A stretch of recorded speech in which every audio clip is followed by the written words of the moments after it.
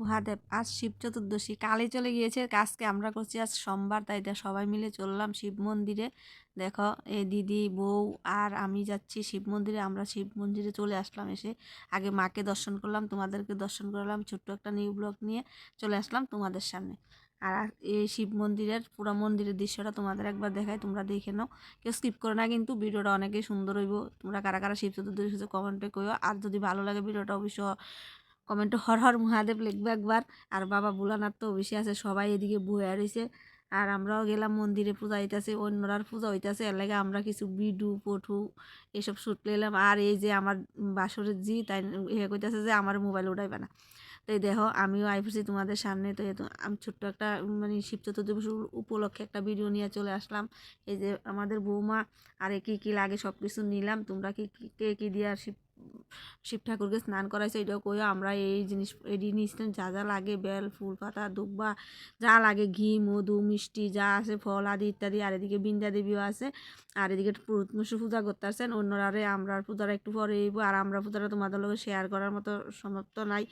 আর এই মন্দিরটা হচ্ছে একটা মহা শ্মশানের মধ্যে মন্দির। এদিকে একটা শ্মশান আছে, শ্মশানে যেদিকে মানুষ টানুষের মানে ফুরা টুরা সব কিছু করা হয়, দেহ হাঁকা হয়। এটা মহা শ্মশানের মধ্যেই মন্দিরটাতে। এই মন্দিরে আমরা এই মন্দির, আমরা শিব বাবার মন্দির, মা কালী মন্দির, আমরা এখানে পূজা দিই। আর এদিকে আমার দুষ্ট নাতি বারবার চাইতেছে। তো এদিকে হলো ধূপকাঠি জ্বালানি, আমরা পূজা কমপ্লিট হয়ে গেছে। অনেক পরে আমরা বাবা ভোলানাথের আরতি করতে আসি, সেই মুহূর্তটা তোমাদের লোক কিছু শেয়ার করলাম।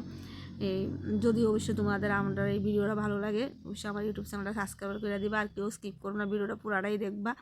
দেখো আমরা আরতি করে লাইতেছি বাবারে, আরতি করে মানে জোগাড় টোগাড় দিতে, সেইটা তোমরা লোক শেয়ার করছি না কিন্তু।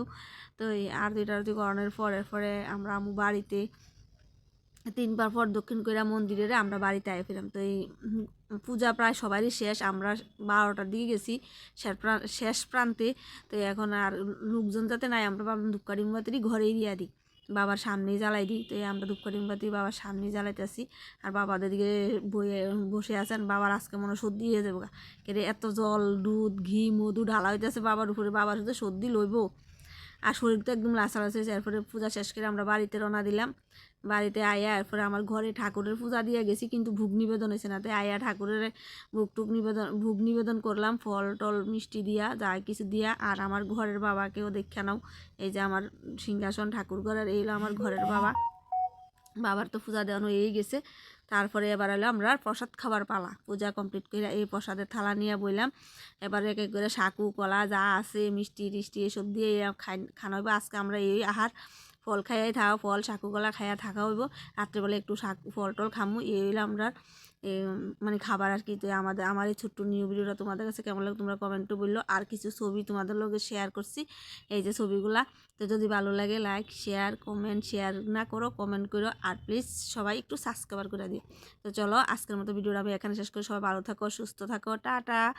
আর মা যেন সবার মঙ্গল করে, বাবা ভোলানাথ যাতে সবারই ভালো রাখে সুস্থ রাখে মঙ্গল রাখে, সবার এই কামনা করে আজকে আমার এই ছোট্ট নিউ ভিডিওটা আমি এখানে শেষ করলাম। Tata bye.